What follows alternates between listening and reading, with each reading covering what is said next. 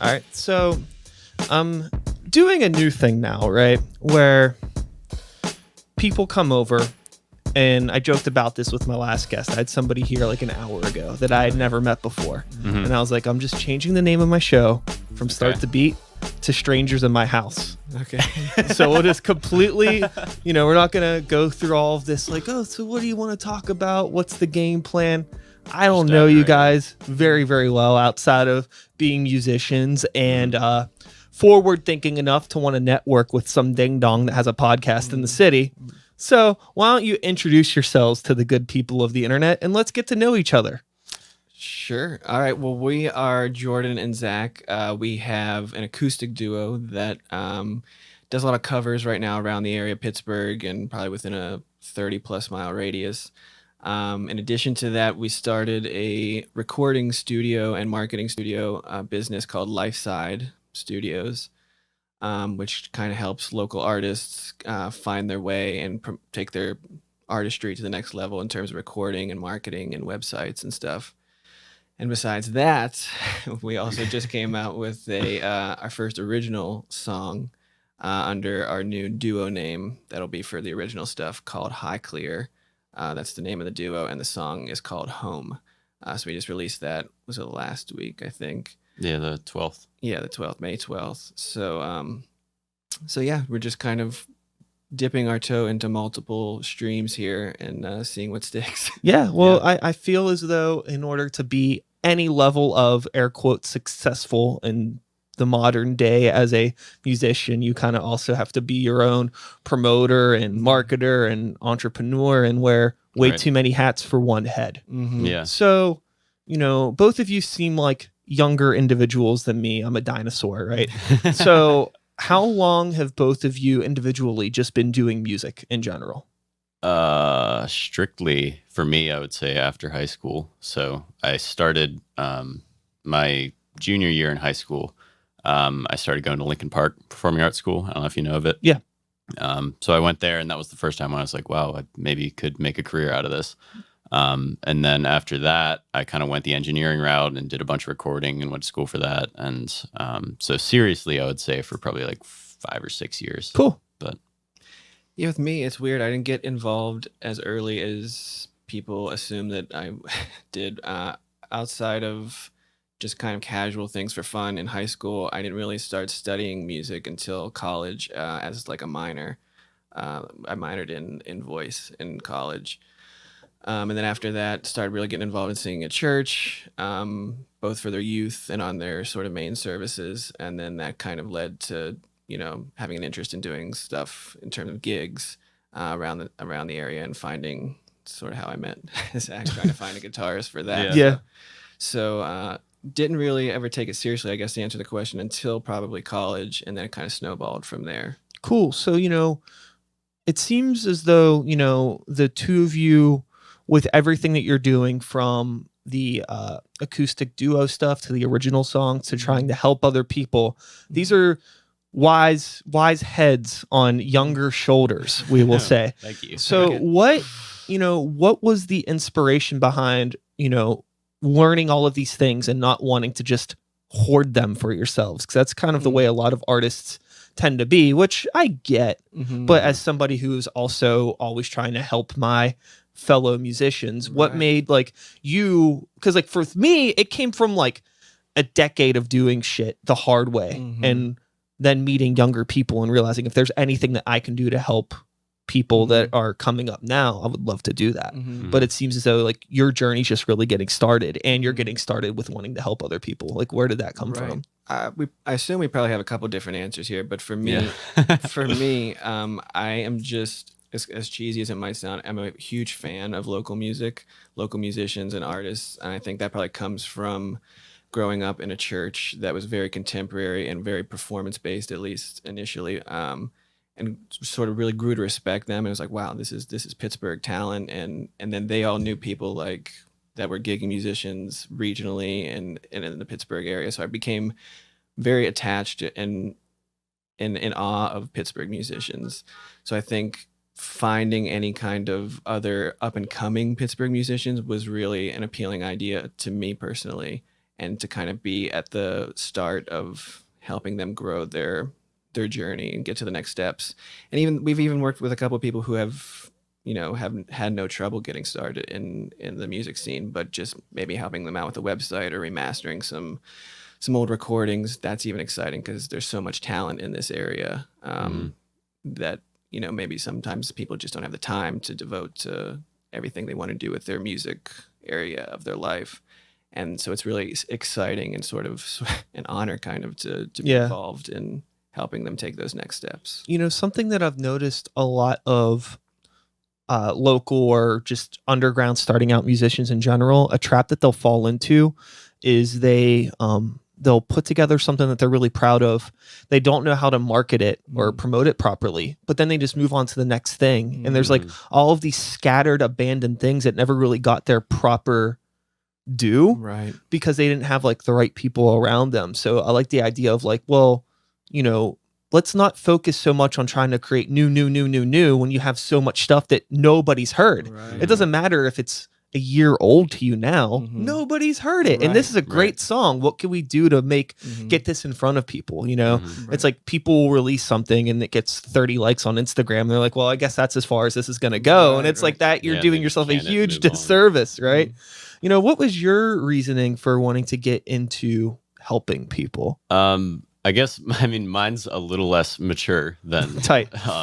Jordan's, just because he's been doing it a little longer. But I kind of recognized, well, first of all, in high school, I was really planning on being like, I'm going to be a session guitarist. Like, that's what I'm going to do. Rock and roll. Play guitar, Tight. rock and roll. Yeah.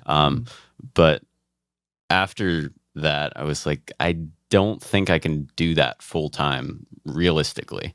And I think for me, I got really into recording like my senior year, and then after high school, that's pretty much all I've done. And as far as that goes, the biggest thing that I've learned is I need, like, especially right when I started, was I need to learn how to deal with people and deal with different personalities and all of that, because that's half the battle when you're recording, is just getting connected with who you're recording. Sure, everybody. That makes for the best recordings, I think. Yeah. Is when they're comfortable and everybody's enjoying what they're doing. And it's hard, like, learning everybody's language. Everybody has a different idea of what a hook is, or what the bridge of the song is, or delay or the echo, or like all this terminology, getting to learn what people want to do. The thing that I think is really cool, and I'm sure the two of you are maybe starting to see this now, maybe, I don't know, like how wide of a diverse group of different musicians you've worked with, but the more that you collaborate with other people, you actually like absorb that knowledge, and it makes That's where I was headed with that. Yeah, like you start to become better, not only as an engineer, but better as a songwriter, just from working with other minds. Yeah, that's exactly where I was going with that. I mean, when I knew that I'd barely scratched the surface, like with recording my friends and random people that I'd met. Now that we're doing this together, and I'm getting a lot of really professional clientele from Jordan's area of experience, and they've been doing it a while, and that I feel like has really brought me up as an engineer and as a musician in the entirety of it. I think it all is starting to make a lot more sense than it did. Sure. It seemed like kind of a black hole when you're just starting out, but and I think the biggest thing with trying to like break into the music industry is just knowing that just doing it is being in the industry, like going at it every day. Sure. It's not like there's a moment where you're like, now you're in it. Like, the whole term, the idea of like breaking into the music industry, the door's open. Yeah, really, you don't really have to break in. Right? You just gotta like know which door to walk in. It's like I don't know a good analogy, but it's just like a giant building with countless doors. It's just a matter of finding like what floor in this building do I really belong on, or like where do I want to start. I'm curious now, because you mentioned that the two of you just put out your first original song, and over the course of like starting to work and meet other musicians and get exposed to maybe different ways of songwriting and different styles of music, how did that shape, if at all, like your own original music? It's a good question. I think it kind of goes back to our previous experience with, probably Zach in his high school and then me growing up through church. I think we both kind of pulled influences from people we've either worked with or genres that we've respected or voices and instrumentations that we've respected. And this song in particular ended up being sort of a kind of summery country pop almost thing, which neither of us would have expected. Yeah. We would have made where it's Interesting. not really our genre, but it kind of evolved into that. And I think it came to be that because it was like a combination of all of these influences meshed into one, vocally and from guitar. And Mhm. in other words, things we were such a fan of kind of all came together for this one song, in terms of the production elements. And so in that way, probably people we've worked with and just being through things we've absorbed as fans of music.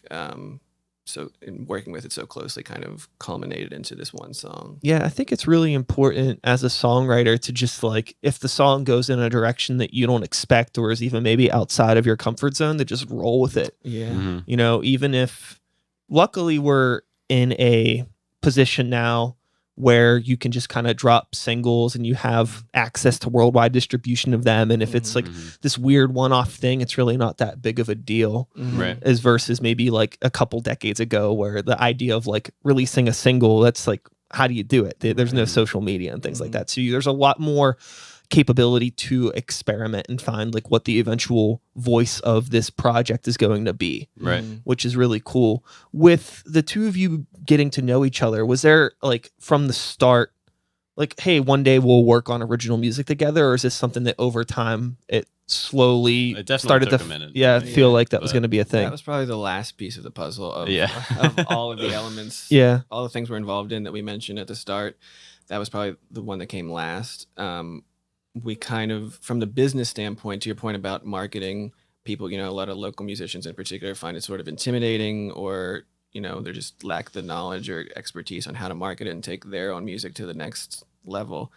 That's kind of what brought us together. He's the music engineer, and then I studied communications and marketing in college, and then still make websites for people on the side. Everyone from musicians Yeah. to bookstores and things like that. But so we figured, everyone's starting some sort of recording service, it seems, locally and in every city and state. But what if we combined our services and skills to combine the music and recording and engineering with the marketing side and really help people, take their stuff to the next level in terms of not only can we record for you, but we're also market it for you.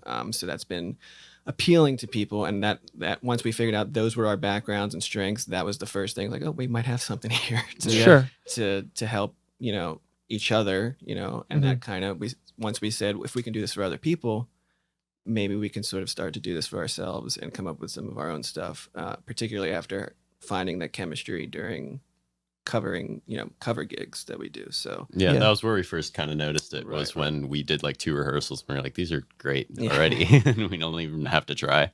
right. So yeah. Now, with working with other people and choosing like who you want to work with, I don't know if the two of you are in a position yet where you can start like turning away people, but are you like conscious about like who you're working with in terms of like a talent level or what kind of message they're trying to put out there in the world? Is there like a sort of like, I don't want to say screening process, but like how do you go about choosing who you want to work with?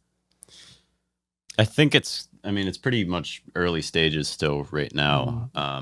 I mean, we definitely have what we know we're good at, especially like musically. I know like what genres I'm the best at or I have the most experience with.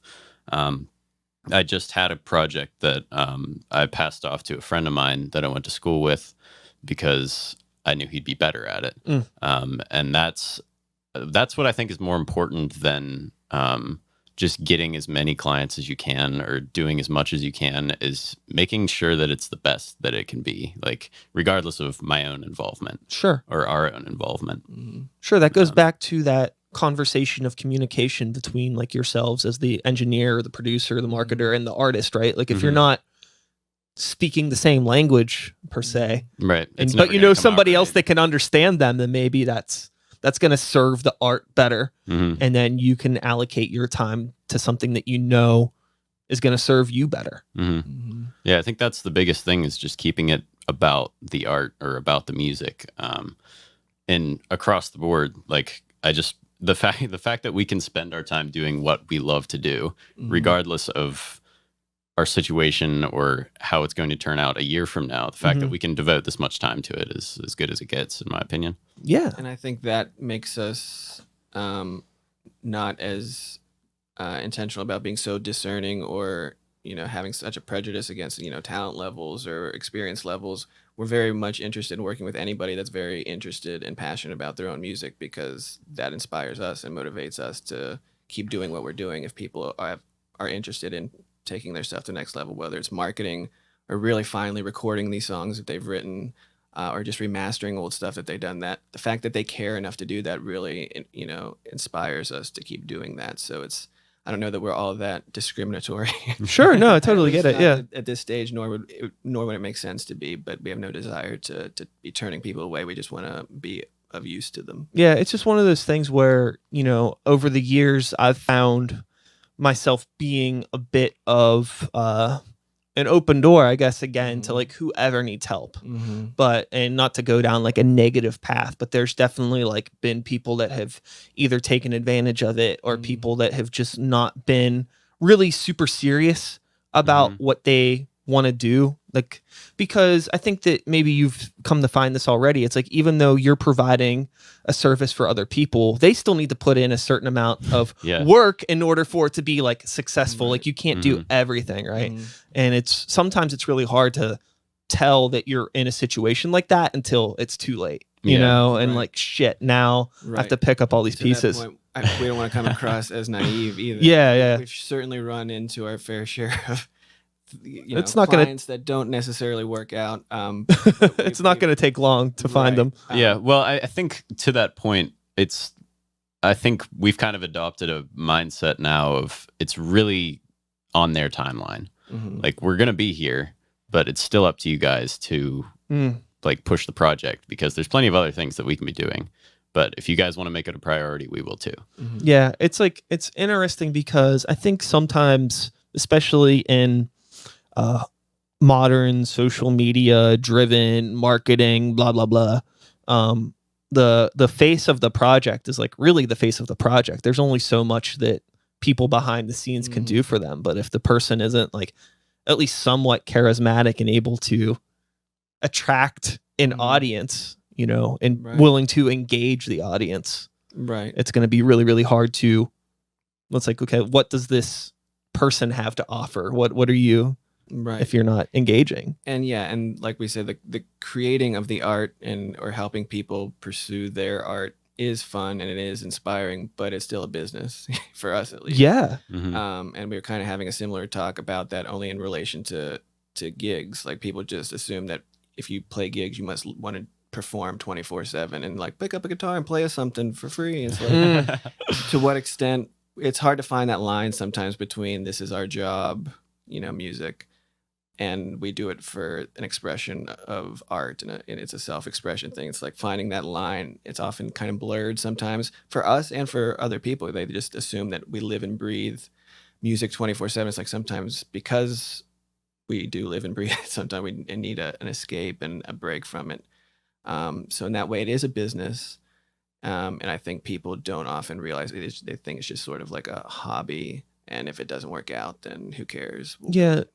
There's always that really interesting thing where how, as an up-and-coming artist, you get the people in your immediate circle to take you seriously.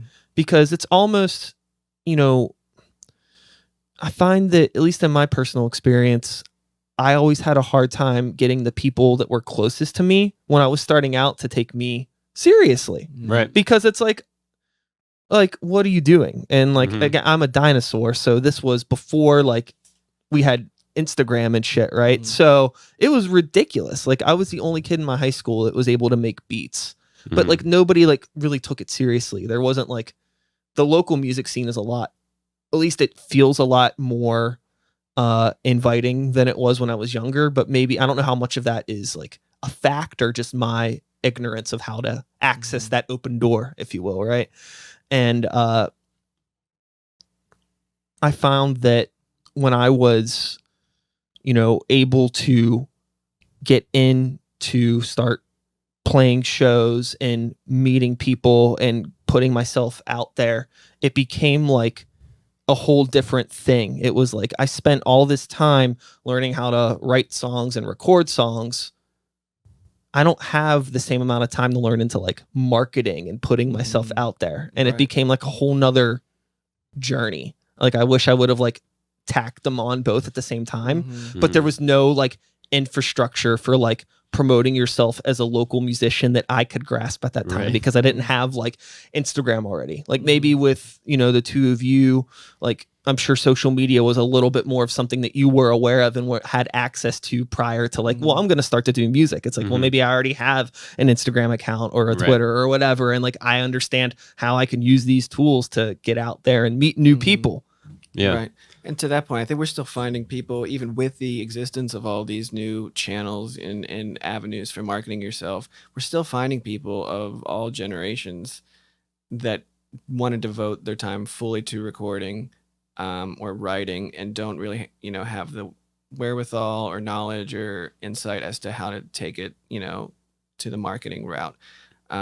So that's, I think, what we are offering to different artists is we understand that it takes up most of your time, particularly if you have a full-time job or if you're in school as a student or whatever the case may be, that you want to devote all your spare time to writing and recording. And then we can kind of give at least tips or do a lot of the legwork for marketing because sometimes people just can't be bothered, and understandably so, because it's to do it effectively, even with all the new available options. And it is like an art in itself to do that well and effectively.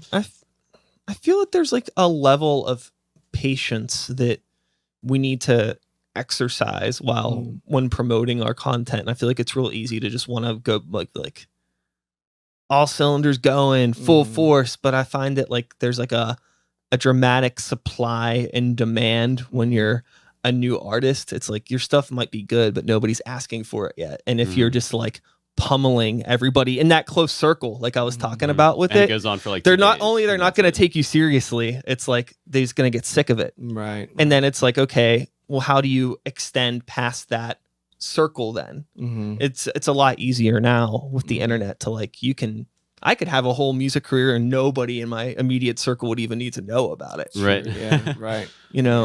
Do you find that it's easier to work on promoting other people's content over your own?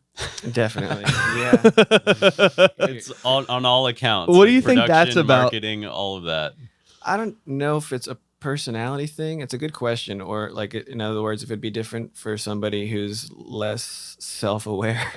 But I just think it is, regardless of personality, I think you're able to look at any other artist or any other person with a more objective, impartial perspective and see what they have that works and what they have that's marketable. Where it's to identify that in yourself, it's like, is that what people like about what we're doing, or is that sticking with people? It's hard to kind of nail down what's working and what's not.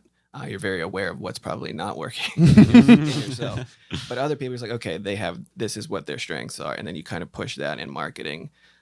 Whether it's a song that they just come out with, like, okay, here's how to market that song. Where it's like if you went through the whole process yourself of making your own song and writing in months of production and everything, it's like you've lost track of how to instinctively market it, because it's like, I don't even remember what we're doing because we're too in the weeds here. But if someone presents a song to you, like, okay, I know exactly what to do with this because it speaks for itself, and we weren't as in the weeds as they probably were with it. So yeah, I found that that's always one of the double-ended swords of wearing all of these hats is that it's really easy for me to give advice to people if they ask it. I don't operate a consulting firm or anything like that. I just have an inbox that people like to ask me questions, and I'll answer them because I'm a kind person. But I find that like I'll give people advice and I'll catch myself and I'm like, that's really damn good advice. But then whenever it comes to putting out my own album or my own song, I'm like a deer in headlights. It makes no sense. Yeah, I don't know what that is either, other than it makes more sense to me to like do that for other people just because I'm a fan of other people, and to it almost seems like it's probably human nature to feel like it's a little bit pretentious and self-involved to do that for yourself, and then you worry that people aren't going to take you seriously if it's like, look at what we've done, and it kind of seems overly prideful. But to do it for other people, it's like it's a win-win. We're doing it for them, so it doesn't look pretentious for them, and that's what they get out of it. Yeah, I feel like there's part of it. It helps if like if somebody opens a restaurant across the street and they're standing outside like, come check out my food, it's the best food around. I'm gonna be, that's a little sus. But if my neighbor's like, have you gone over there, it's really good, I'm probably gonna go over there right away. Yeah. So you almost need like a third party to vouch for you. Exactly. And I think that works, like you say, with all industries too. So you don't want to, but you do have to do it yourself. Like, so it's finding that balance of, we want to believe in ourselves and show people that we believe in ourselves and promote it, particularly if we're not going to hire other people to do it. Yeah. But at the same time, you want to find that balance. I've found that a lot of people that are in the arts in general come from maybe more of an introverted background and not necessarily extroverted, social, community-driven people. And I'm always interested when I talk to people like you who come up in the church and maybe a more social background. Did you find those sort of like, do you find yourself to have any introverted qualities, or because of the way that you grew up, is it not? Or is it a weird thing? I mean, you're an artist, so it's probably weird. Yeah, we're all weird. No, it's definitely an introverted thing. Even in familiar communities like my church, I was sort of the quiet one in the rehearsals and everything. And many people would attest to that. It's just, and even speaking in sort of like a monotone voice, as I tend to do, in a very reserved way, people are like, when they hear me sing, it's like, that's not the same person. So it's very much, I keep to myself socially, to your point. And I wonder if Zach would say the same thing about himself. But when it comes to music, it sort of brings something else out that I find happens with a lot of artists, probably. So, but I don't know if he had a similar analysis. I think for me, it was kind of the same thing, but from a different place. Like in my social circle when I was a kid, nobody was into the things that I was into, like any of music or like wood stuff, going outside, skiing, skateboarding, like all of that. I didn't have any, like, all of my family friends, none of them were into that. So I ended up doing stuff on my own all the time anyways. Yeah. So I think that kind of became internalized, and I ended up acting more that way in social situations because I got so used to doing it myself. Yeah. I think that I relate a lot with where you're coming from in terms of, I was an only child, and growing up, small family, single mother.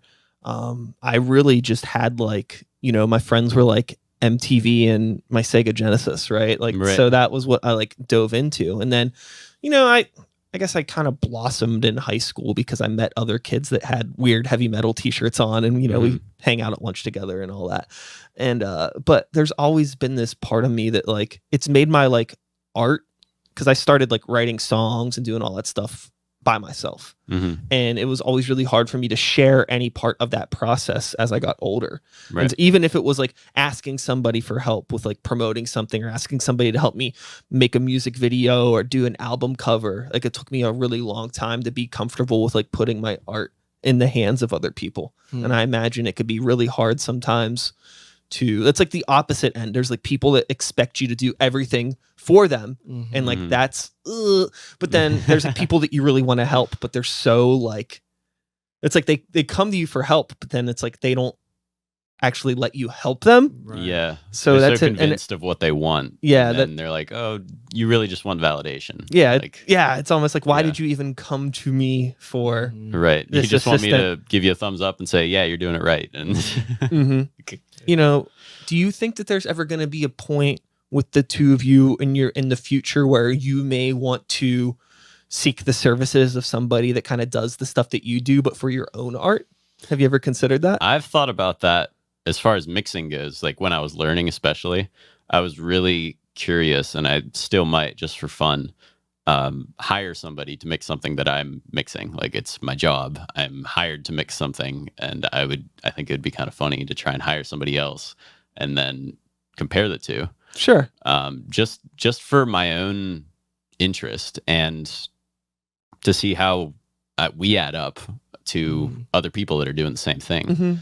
But I think for our original stuff, that could be something that would be interesting to try out. Yeah, we've even talked about like for our own stuff to rent out a studio space, even though we have all the equipment to record everything ourselves. That's how we did this first original, is just in our house with all the equipment that we have. We thought maybe for future projects, once in a while, rent a studio, and then I on my end kind of reach out to different people to see how we can market, like with podcasts, different things, things that I don't have the resources necessarily to do myself. Lean on other people for that kind of networking and getting out there in terms of taking our marketing to the next level in ways that I can't just do by myself. So in that way, it does, like Zach was saying, it kind of strengthens what we're doing if we kind of see what other people are doing and get them involved in our original stuff, then it can help other areas of what we're doing. I think it's important. It would almost maybe be like hypocritical if you didn't. Right. I would worry it would come across like that, but at the same time, I think people, it's almost like going to a conference, and it's not that you don't know enough already if you, in your field, if you go seek the counsel of other experts in your field. It's just that you're trying to hone the skills that you want to offer other people.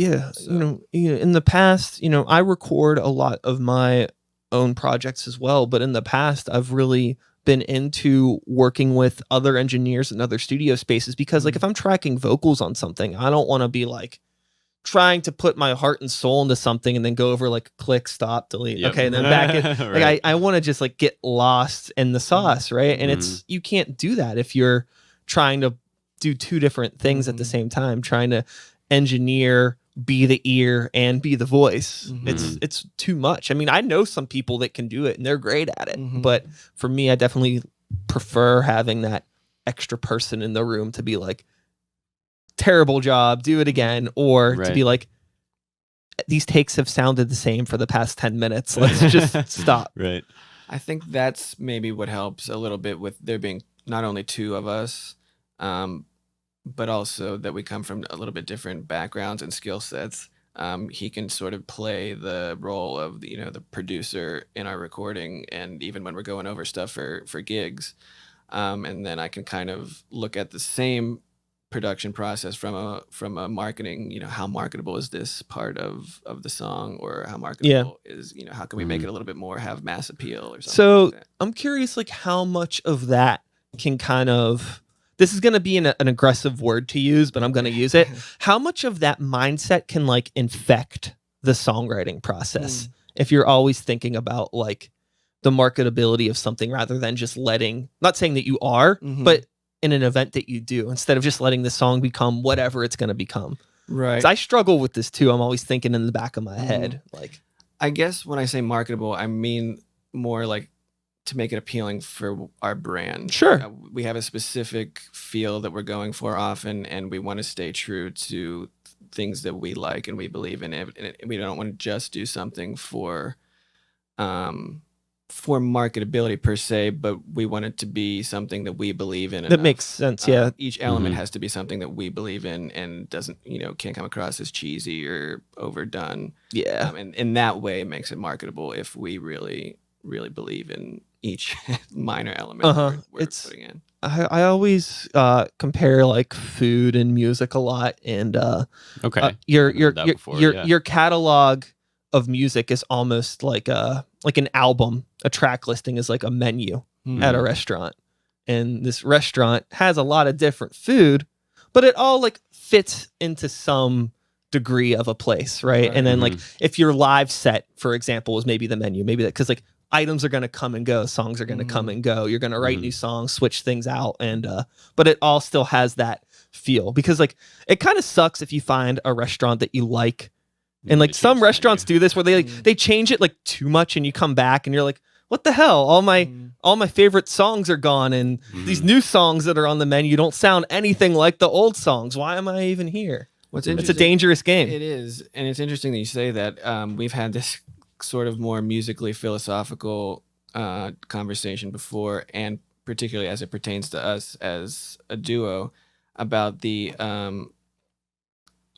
how obsolete kind of genre is, or should be maybe, because everyone asks like, oh, what kind of artist do you want to be, or are you? And it's like, if you're talking about genre, I don't know if we would put ourselves in a particular box, nor are we interested to do so. And the first album that we end up completing, we would want to be super eclectic so that we don't run into that future of, oh, well, this doesn't sound like their past stuff or anything. Right. We're not interested in having a sound or a genre because we have very super eclectic music taste, and I think most people do. So that's the kind I of agree. stuff that we want to produce.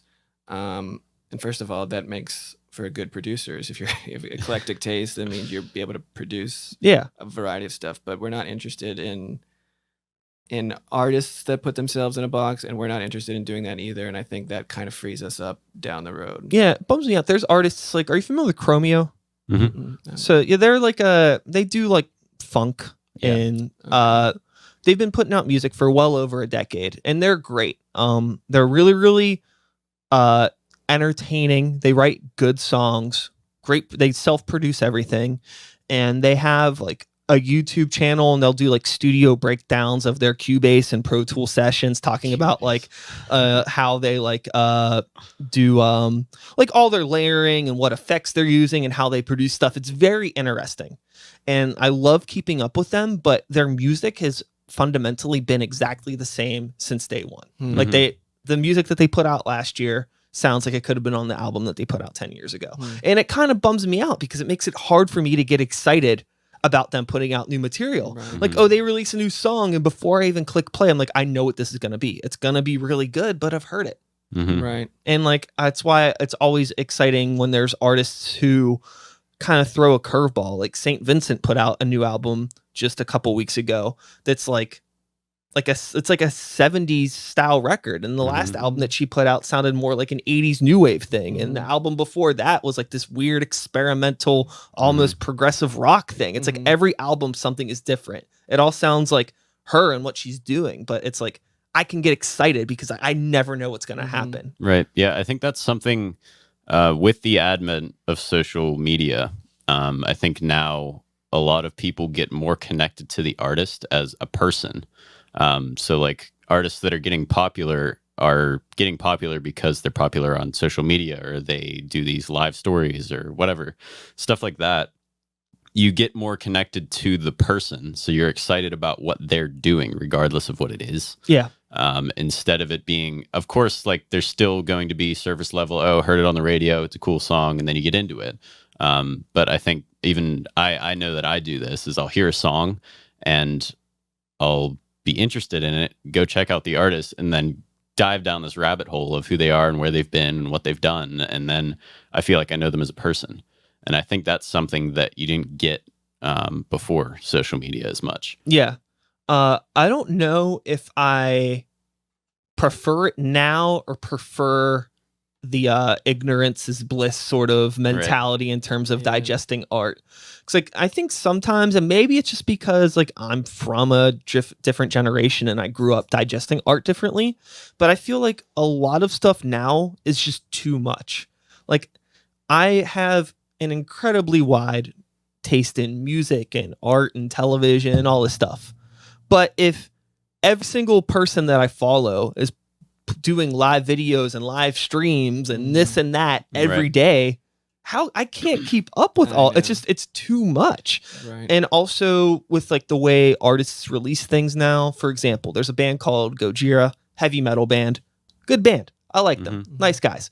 And they put out an album this year, and I was really excited about it. But they released five singles, like almost half of the album I had already heard before the album came out. So by the time the album comes out, it's like album release day, and it's like, oh wait, I heard that song 6 months ago, and that it's like it kills the excitement of like oh, I have an hour of music to listen to from a band that I really admire. Right. But I totally get the business perspective why they're doing that. I just Right. wish that I don't know how or what happened that got us into this mindset where a band feels that it's necessary to release half of their album before it comes out. Yeah. But something happened because that's Right. everybody does it. I know, and it's going back to like the St. Vincent thing too. That people always talk about. There's not going to be like another, thanks to social media, like another Pink Floyd that had all this mystery kind of an intrigue that they were able to build just by existing, and then the only time you really saw them is if you went to one of their concerts, like, and then they went back and just into a cave and did their recording, and then that was it. You didn't see them hardly on interviews or anything. So gone are those days, but at the same time, I think this level of exposure would allow St. Vincent to evolve as much as is possible, because you're not building a loyalty then on your sound, you're building a loyalty on your exposure and your personality, to Zach's point, and your artistry. That becomes what builds the following, not so much just the one sound that you decided you're going to stick with. So I think that is one benefit of this maybe not overexposure, but the possibility to have that out there a little bit more for each artist, is to get, build a fan base on things that aren't just our sound. Maybe it's personality, maybe it's here's where we're going next, and kind of building intrigue in different ways. But the thing that's cool too about like somebody like St. Vincent is that like I feel that like maybe she's just very fortunate because she's been reasonably relevant in the indie rock and underground music community for like over a decade now, right? But it's like I think that like it's nice, I think, for somebody like her to get to a point where like she can reinvent herself, put out this album, promote it, tour it, and then she can almost do that Pink Floyd disappear, where like you don't see her really hear from her for a couple, for like maybe a year or two. And then the next thing, a song comes out and they're like, oh, this is what the fuck she's doing now. Really cool. And so it's like, I feel like that's like the place where like I would like to be personally as an artist, is like, whenever we're around the time of releasing something, like I'm all about being out there and doing whatever I can to serve the bigger purpose of this album or this single or whatever. But like over the past year and all the pandemic stuff, I got into like doing like live streams and Twitch and all this extracurricular stuff because there was nothing else to do. And it just like didn't gel with me. I hate going on like Instagram live with like no real purpose, or like being like, well, I'm in the studio, so now you can hang out and I'll have my screen capture going while I mix this demo. And like, it's cool. Maybe some people were interested in it, but I like prefer that in the shadows. I don't like finding some way to sort of like monetize every second of my day to stay relevant in the public eye. Right. I agree with you. And I wonder, I've thought about this before, and I wonder if that is sort of an unfortunate luxury to, I mean, in the sense that it's unfortunate that it has to be a luxury to have that kind of freedom to just say, no, I'm going to lay low and build intrigue, because you almost have to have a following big enough that you have the freedom to do that. I'm sure 100% sure that there's many artists who can't be bothered and don't want to do the level of exposure that they're involved with, but it's like, do they have a choice? I saw some interview a couple years ago where like Mick Jagger put out some social media video of him like rehearsing for a concert and dancing around a room, and people are like, what is this? You would never have dreamed that the Rolling Stones would have been doing that like, a couple of decades ago. But that made me think, like, does he want to be doing that, or is that like the advice that he's getting to be like, to stay relevant and build some sort of excitement for getting younger people out to this tour? I don't know. My point is, I don't know how much people.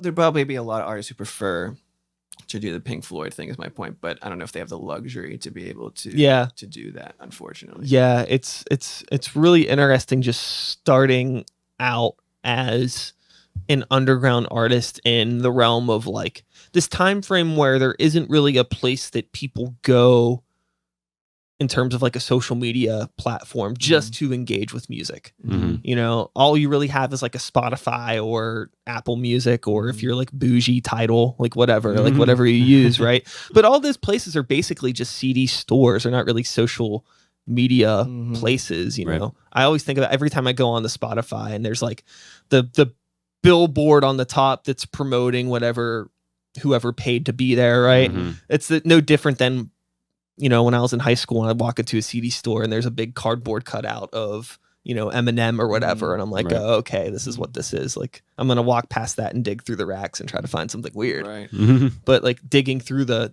digital rack is a lot harder to do. It's just like, it's not as, I don't know. I try not to romanticize CD stores and things like that, because I don't really think it's that much different nowadays. Yeah. It just feels different for me just because Mhm. I It's not have physical. I have that experience of Right. like, you know, being familiar with like record labels, and like if I see that a label put something out and I've never heard of it, I might buy it just because I know that label put it out. Right. But now on Spotify, it's more like, I guess, playlists and trying to find tastemakers that you trust, or trust your release radar. If you're active enough on Spotify, that it'll like the algorithm will pump Pick it good up. stuff out to you. You know, in terms of that luxury and putting stuff out on your own time frame, how are the two of you dealing with accommodating your life into introducing all of this stuff into it as part of the routine and making this a daily thing, whether it's promoting the marketing stuff or promoting your own music or promoting other people's music? Do you find that all of the social and marketing aspects of it can be a little overbearing at times, or do you think you have a healthy relationship with it? I'd say it's fairly healthy. Yeah. I mean, I think something we got really lucky on is we were both kind of doing this stuff before we started working together. So we already used to doing it. Like, I've been recording from before we started working together. You've been marketing for longer than I've been out of high school. So yeah, I think the fact that we've both been doing it anyways it just made sense when we started. Because we were already doing it, and the fact that now I can say, okay, now I don't have to think about marketing for the next 12 hours because Jordan's thinking about it, and he doesn't have to think about the music, so I'm thinking about it. We can kind of separate, and I think that allows us to be better at what we do on both sides. Yeah, I would say the same thing. Plus, you know, since the beginning of this year, we've been roommates, which has really helped get this thing off on its feet firmly.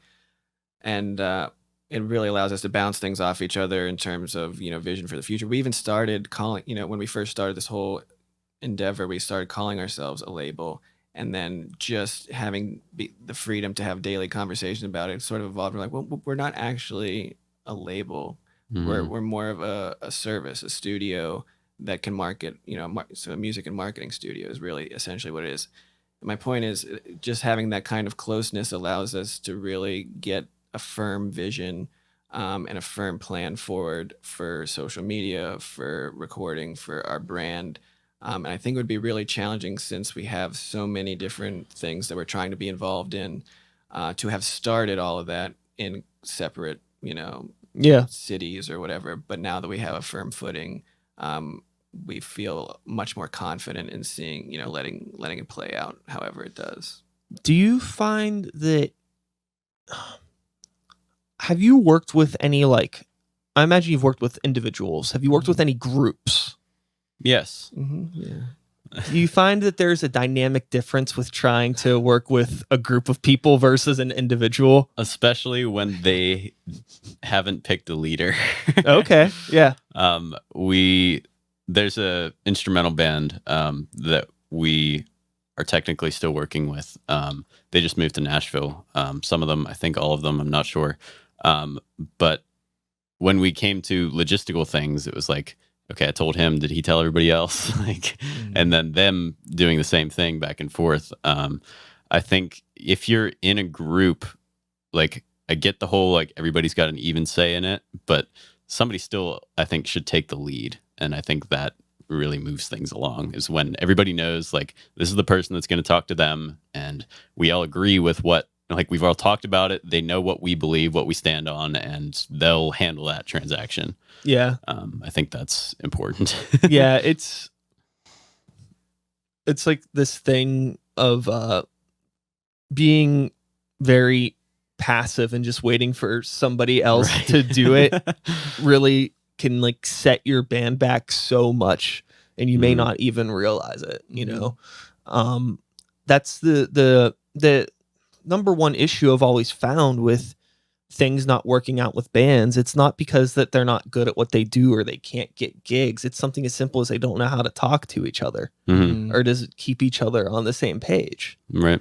It's probably different in each group dynamic, because we've also, at least, you know, I've noticed different individuals, because it's just themselves, they get so in their head and they can't really decide which, even with one song, which route to take, and so they second guess themselves and keep fine tuning it, and then it never, you know, it just prolongs the whole process. Where in a healthier group dynamic, maybe, you know, as a band, maybe there's such a cohesion there that they have such a clear idea of what they want to sound like, where they want to go, what they want to be, that things just get banged out much more quickly. Whereas you'd think it'd be the opposite in some sense, whereas like an individual is only one person involved, so it'd be much easier to get that stuff pushed out. But it's like, even myself, it's like I get so in my head sometimes with second guessing and that lack of confidence. Sometimes if you just have a group dynamic, even one other person to bounce stuff off of, things get done and accomplished much more quickly because you have a clear sense of what to do. I've brought up the point that I'm gonna make like an exhausting amount of times on this show, so I apologize. Anybody that's tired of hearing me talk about this, feel free to smack me the next time you see me. But I always think about like the issue with trying to do so much yourself is if like you've 100% of yourself to give as a person, right? And if you make a pie chart, right? And then you start thinking about all the things that you want to do. You have fucking 20 things on that list. Realistically, the most that if everything's getting even attention, that's like, well, everything's getting 5% of my time. We have a problem. Right. So, you know, how do you figure out like in your 100%, like what do you want to dedicate stuff to? And more importantly, like what do you want to take completely off of this? And how can you know, get somebody else to help you out with that stuff? And that was a big problem for me for a very long time, is just like finding people that I can trust to like put my art into their hands that are like, you know, nowadays it's not so much like who I can trust, but like who actually cares. Because like you can, you know, it's not really hard to, if you have the money, you can go down that route. Like I know bands that dump a lot of money into people that don't give a shit about their art. Right. And I don't know how to tell my friends that. I'm like, you're just giving your money to people that don't care. It's like, but like finding those people that actually care is like, that's a lot harder than paying somebody a shit ton of money to do something for you. To your point, about deciding, you know, how much of yourself to give to any, especially if you're involved in too much. That was a fear of mine initially when we started. It's like, okay, we have the gigs and the business and now our original stuff, and we're trying to help other artists. But I've found over these past 6 months or so that evolution and progression of like that pie chart of which sliver is getting the most attention is much more natural than I anticipated. In other words, it's constantly changing. In like January and February, the business was like number one priority, and the other stuff didn't, kind of, because it needed to be. Yeah. And the other stuff kind of took a back seat. But now the business kind of picked up steam, so it allowed us to kind of bring our attention up to the other areas of what we want to do. So it ended up kind of working itself out in terms of how much attention and priority we were able to give. And I kind of expect that to be the case for the next however many years we end up doing this. Is we'll kind of sense instinctively which area is needing our time, depending on which season it happens to be in. And I don't think, to your point, I think it'd be unrealistic for us to say we know we have to give 100% that we don't have to every area all the time, because it's not going to happen. It's not possible. But you kind of sense which area needs a little bit of TLC to keep them all really successful. It's almost like within the pie chart, it's like a 7-layer burrito of different pie charts, and you got to work through like which layer you're chewing on Mhm. at this time. Right. You know, so there's like the business pie chart, the original music pie chart, and these things. And it's just like, well, Right. for this next 2 weeks, 3 weeks, 2 months, whatever, like we're not even looking at that thing because Mhm. you know that's just not. Yeah. It can't be a focus right now. Mhm. I think now that we've like had the time to put a lot into each individual thing, we can now, it's you get it to a point where it kind of manages itself, Mhm. and you can say, okay, that's happening, we can do something else and put all of our time into it, Yeah. and then go back to it, and it's still going to be there. Because like when you're first starting out, it's like, well, if you jump too quick, then that's just going to fall off and it's never going to happen. Mhm. But I think that's super useful to put in, like, say 2 months into something. Like, I want to start this business, or I want to start this new hobby. Put 2 months into it and don't do any of the other things that you were doing. And then you can always go back to it once you've started, once you've hit that point of, I've done this, I know how to do it, and people trust that I can do it, then it's never going to go away. Yeah, I find that it's really helpful too. Like if you're managing a bunch of different things, to kind of have like a loose timetable of like when you're going to be focusing on things and planning in advance. Like I have a band that's getting ready to put out an EP in July, but we're releasing like a music video for the EP at the start of next month. And like this is all stuff that's been done for 3 or 4 months. Mhm. It's just a matter of like, you know, giving ourselves enough time to do things enough in advance. So when we're doing the rollout, it's not like this big rushed thing. And Yeah. now everything in that project right now is like, I have nothing. I don't have to think about that project for 2 weeks, but I could focus on everything else. And it's a lot healthier because then whenever it's time to focus on that, it's okay, cool. Everything is in place because I did all this work a couple months ago. But Right. I know sometimes if like you don't have that scattered, like you don't have 10 things to focus on, you're only focusing on your one project, it's really easy to kind of rush it and overwork the dough to some degree because you're just like trying to do too Right. much. So almost it's like a benefit sometimes I've found of having so much to do, because sometimes like distracting yourself and leaving something go for a couple weeks is actually better for it in the long run. Definitely. I think we found that with the original song. I mean, Yeah. that process started literally in January of the nugget of the idea.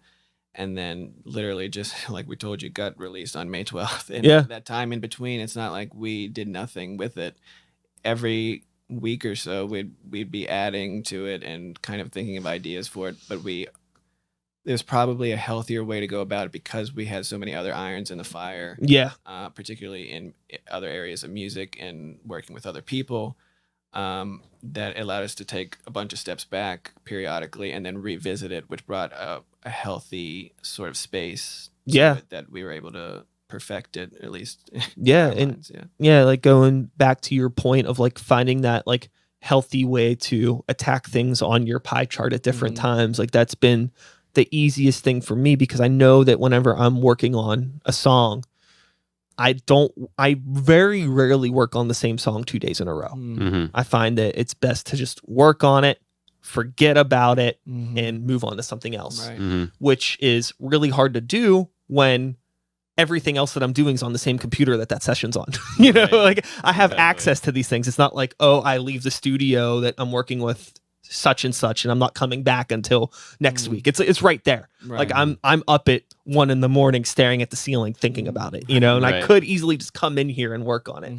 But having so much other stuff to do unintentionally ends up distracting me long enough for it to end up becoming a natural process where I'm not really even thinking about it now, where it's like, oh shit, I actually almost forgot about that thing that I did on Tuesday. Let's open it up and see what it sounds like clears today your on head. Saturday. Yeah, it clears your head because you don't want to be obsessed with it, because then it won't turn out. You'll become obsessed with it to the point where nothing sounds good about it. And even with like videos that I've had to edit and stuff, I've heard marketing people, particularly video editors, say a video is never done in the eyes of the editor, because there's always something you want to change, and you never even want to look at it like a year later because you're like, oh, I should have done this, and Yeah. Right. and it's the same thing with music, I think. But it's what really helps yield a much better project that you're proud of is giving it that Yeah. space and not obsessing over it week to week or day to day, and focusing on a bunch of other things, whether it's other projects or just other areas of your life. Allows a much healthier approach in the long run. Yeah, I think that's what a lot of musicians run into, even when they're starting out a song and they're not sure where they want to take it. Take it somewhere and see if you like it. Don't stare at it and wait for the perfect thing to come to mind. Like, that's something that I was very intentional about when I started recording music, was pick something and record it. Make the song, listen to it, and if you don't like it, change it. But don't wait and be like, oh, that's not perfect, I'm not going to record it. Oh, that's not perfect, I can't record that. Just record it.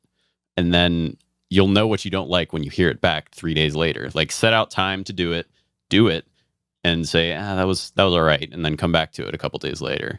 I think that, as far as workflow, that really, really speeds things along. Yeah, I think too, as an artist, you have to be okay with things not working out. Yeah. You know, like,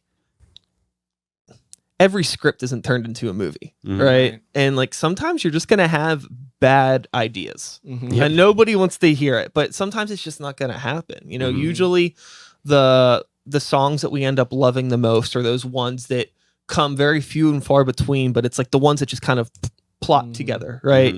You don't, because it's coming from a very genuine, natural place. You either write it quick or it gets recorded quickly, or maybe it's a video that you're editing. It's like you just put everything on the timeline, you edit it, you don't overthink about like all the different cuts or angles. It's like, this works, this is it. And then don't digest looking back into all of the other things. And so it's like, I try really hard to like work on, it seems like so counterproductive, but like working on things like as little and as quickly as possible, but at the same time, like being confident enough with my voice as an artist to know that like this is right. Right. Because like I've been doing this for so long that I know that this is gonna work out, and this is not like saying something is good enough, because like, but just knowing like this is good enough. You know, it's like, it's really heartbreaking putting, you know, hours upon hours of something into something that's 3.5 minutes long, and maybe other people aren't gonna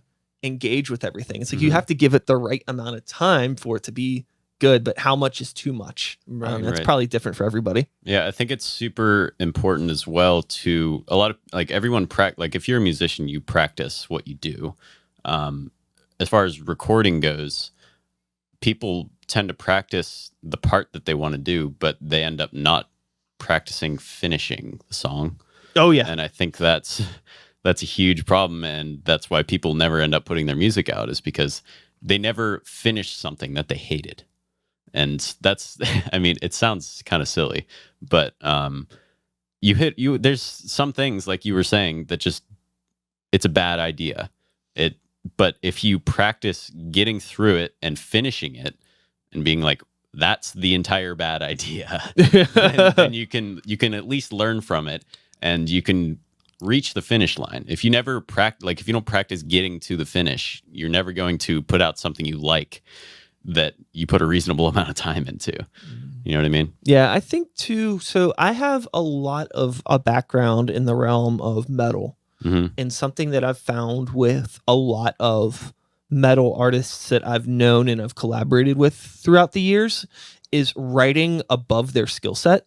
And maybe that happens sometimes with, say, like a vocalist or something, that's like they are under the impression that they'll be able to figure it out in the studio. And it's like, this song is half done and you can't even play it. And like, sure, we can throw all this stuff through Melodyne, or we can, you know, we can auto quantize these drums. We can do stuff to make this sound good, but is this like really what you want to do? And it ends up, you get this song that just doesn't sound genuine, because it's like the person doesn't really know how to play it to a point where it has that human feel in the performance, and it just sounds like very robotic. And that happens a lot in metal, and probably, I imagine, too, in some elements of the hip hop community and R&B and rap, with like vocals and just like untrained voices, or just like they're just not like where they want to be yet vocally. Right. Yeah, I think things that you record should be very much a representation of where you are at the time. Yeah, or knowing what you can do and what you can't obviously you should still work towards things that you can't do. Yeah. But if you're putting out a statement, I think of art as kind of a statement of where you are at the time. We just had this whole conversation the other day about what makes something dated, and we never really figured it out. But We have theories, but yeah. I, instead of thinking that way, what I kind of came to was thinking of art as a statement of that time. So like stuff that we know from another era of music is so that era of music that it's a stamp. Like that's what it is. So if you, even just for yourself, make your music or your art that you release more of a diary than what you wish you were, I think that makes it a lot more genuine. Sure, I could definitely see that. I think that, recording what you're capable of, and again, just like writing what you're capable of. Because like there's the issue, I guess, with like a lot of the guys in the metal scene is it's like their influence is like these shredders that can like really rip, and they're just not there yet. But that's the kind of music that they want to make. And it's like, it sucks. It's like, well, maybe you just don't have the skill set to perform what you want to perform yet. So maybe you're going to have to write some stuff that isn't quite what you want to do yet, but you got to learn how to write a song and get better at your instrument and work up to getting to that point of like this technical proficiency that you want to do. And sometimes people aren't patient enough with themselves to let things develop. Well, yeah, that's the other thing. Like everybody that we look up to has been doing it. They've been releasing music for a really long time, a lot of them. And you can't get to that point without doing it for that long. Yeah. Necessarily. Well, that's even like somebody like Billie Eilish, people are like, who is this girl? She came out of nowhere. And like, it's like, I had friends sending me YouTube Billie Eilish videos like 5 years ago. Right. And like, it's like her and her brother have been working on music for almost a decade at this point. It's like, there's a lot of time that went into this. Sure, you're only hearing about it now, but it's not like this is just some like studio engineered thing that came out of nowhere. No, they were putting in the same amount of work in a room just as small and crappy as the one that you and your friends are probably doing stuff out of now. Right. Yeah. And I think to the point about having patience with yourself, and I think it's important to have confidence in yourself as an artist, like we were talking about. But I think there is an extra value of the collaboration, the collaborative effort of having someone to bounce something off of. It's huge. Whether you're not necessarily in an actual partnership with somebody, but maybe just bouncing someone off of, something off of someone you respect. As another set of ears that can really fine tune your vision for a song or just where you want to go as an artist. Whereas it will cause you to obsess by yourself and get in your own head if you just kind of perfect it on your own. But that's that thing, it's like everybody thinks that their baby is the cutest baby. Right. It's just not the case all the time. I mean, sometimes, it's a pretty cute baby, but sometimes, not that you want to tell somebody their kid's ugly, but it might help just to be like, hey, maybe the outfit that you have on that kid is not exactly what ideal. It's right. Well, not, that's my point too, is like we have brought nuggets of ideas to each other. Even with this song that just came out, it was very much a collaboration, and I think brought the best of each other out. Well, the fact that we even did it, like the fact that I played him, like I wrote the hook for it. And I was like, I hate this. I can't stand this. It sounds like something that I don't want to do. Interesting. All I can imagine is it sounds like a country hook. And I was like, I can't believe I just wrote a country hook and I can't stand this. But he's like, well, let's finish it. And now it's the first song we put out. And as we were working on it, it was like we were kind of giddy about how much we ended up loving the song. Yeah. It started off not in that place, but it took one of us to kind of see potential in it. And then we each brought, different elements, whether it was a verse here and there or, other kinds of hooks that we added into it and different elements. And that part was so engaging and fun because there was that other person to, veto an idea that I had or vice versa, or, take an idea that I had and run with it. Yeah. So it made, whereas before it was very much an individual process for me, and it would be like, oh, I'm not finishing the song because I just, hit a block with it.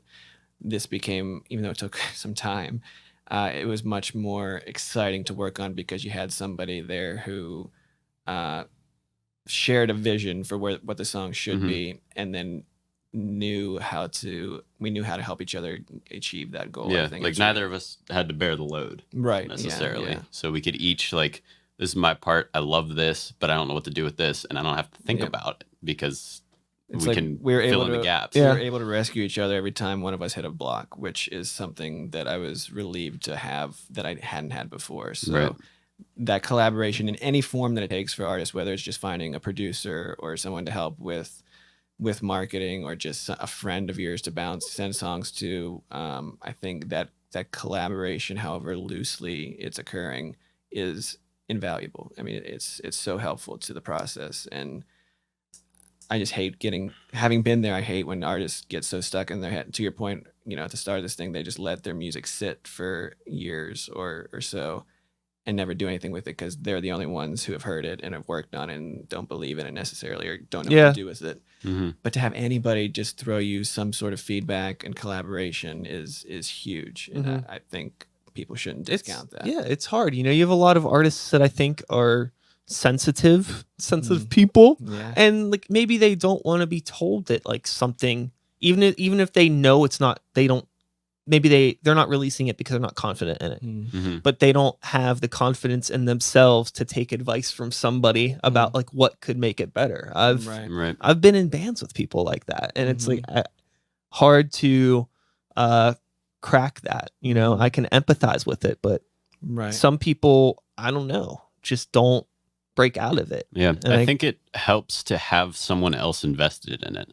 Like when I know we've both done things on our own where we're like, delete, and it's just gone. But the fact that we've both put time into it, you're like, I have to do it now because I'm not the only one that cares about it. Yeah. Because regardless of what either of us are thinking, we're always thinking, oh, well, they probably love this, so we have to finish it. Mhm. So I think having, like, as we've been saying, a third party invested in the project pushes it to be done. Yeah. Because everybody's like, okay, well, this is my part. And if you can let that go and say, well, if you like it, then sure. I think that kind of narrows the gap between like having it done and showing it to everybody else. It definitely helps. Helps so far keep each other accountable, but also in this, like we were talking about band dynamics, I've noticed it has been helpful when we have been involved with projects that involve bands. I've noticed Zach has been like taking on the role of keeping them accountable if they're kind of all over the place and don't have a leader. Then it becomes that the producer is the leader and saying, reminding them of deadlines and kind of getting things on track of their vision that they've discussed with us. So that's just more evidence of, in any form that it takes, I think collaboration is so important. Whether it's just two of you or a producer in a band or your marketing person, it's just having someone else to get a different perspective. Even it's just can only do good things for what you want to accomplish. Yeah, I think it's also important to underline it has to be like transparent collaboration. So you can't come into a group or a band or a producer artist scenario and not be completely forthcoming with what you want. Like you can't try and manipulate it necessarily into like, oh, well, I know I want this, but I feel weird saying it, so I'm going to say all of these things and do all of these things to get it to happen without anybody actually knowing. Just say it, and then it'll either get done or it won't. Like the fact that you need to make a decision on it, and it has to be open, I think is very important to getting anything done. Yeah. Communication is key. Communication is really everything in life in general, even if you're not an artist. If you can't tell somebody what you're thinking or how you're feeling or what you want, how can you expect anybody to know what to give you, how to provide you with whatever it is that you so desire? Right. What is the future? And you gonna write another country pop banger? You gonna write a death metal song? What's next? Ideally not another country one. I think we have a couple of things that we still want to continue. It's definitely this newly formed duo entity, which is Highclear. And just we have a few more songs that each of us have done sort of separately that we want to see how they come together if we bringing that collaborative effort again back Mhm. together, since it went so well with the first song. So that's definitely the next step with the original stuff, and then just continuing to see, like, I think one thing that the pandemic kind of helped or strengthened was the ability to do so much, particularly music, virtually. A lot of people were already doing it themselves at home, but now we're finding that we can help people that ask for it, in terms of, producing or marketing from afar. So we can do that Yeah.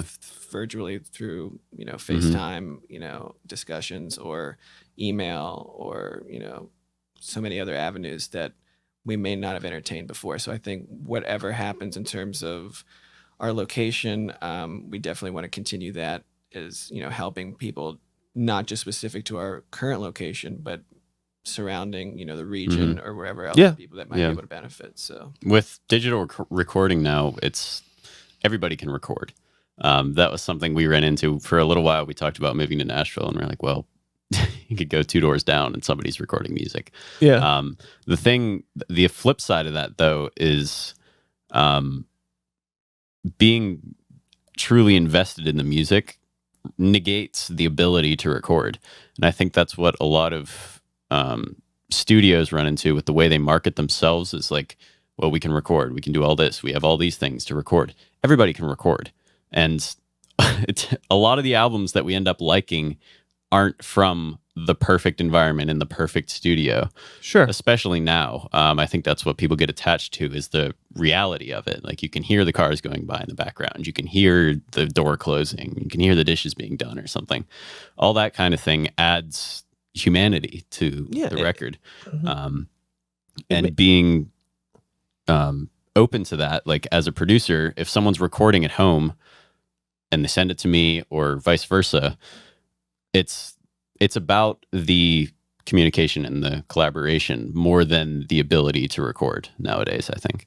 Yeah, I think that, if I was going out of my way to look for an engineer to work with to help me record one of my projects, it would need to be somebody that actually was interested on an artistic level and being a Mhm. part of this process, not just somebody that can push start and stop and Right. It move some has a things really around. cool desk with a lot of faders on it. Yeah. No, I want to know, like, how much do you care? Like, I don't even care if you're that good. Mhm. Like, I would easily go to somebody that has maybe been recording for a year or two if they were like super into what I was doing, over somebody that, had been recording for 30 years and had the nicest console on planet Earth, but couldn't give two shits about me as an artist. I think that's what, again, circling back to an earlier point, what a huge benefit from a business standpoint for us is that we have such diverse, eclectic music tastes. I think it serves the types of clients that we're interested in having. That there's nobody, like I said, that we would discriminate against in terms of genre Yeah. or talent. We just are so. Our bigger goal is to help in any way we can, local artists achieve whatever they want to achieve, and that's more important than the genre or the talent level or how much experience they have. If there's any way we can be involved in them expressing their art, that is the whole purpose of the business. So all are welcome in that sense. Hell yeah. Yeah. Well, as we round the station Mhm. and we decide to wrap up this conversation, we've taken up about 80 minutes of everyone's time today. So thank you all for hanging out and chilling. Jordan, Zach, why don't you let the fine people of the internet know where they can find you?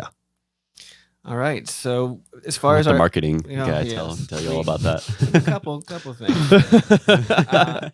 First of all, Lifeside Studios, that's the business that we have, that we mentioned several times, that helps local artists take their music and marketing to the next level. So that's lifesidestudios.com, or you can find us on Facebook and Instagram. It's Lifeside is one word. Highclear is a brand new entity that we're going to start releasing more original stuff under. So look for that. You can look for the single on Spotify, Amazon, iTunes, Apple Music. It's called Home by Highclear.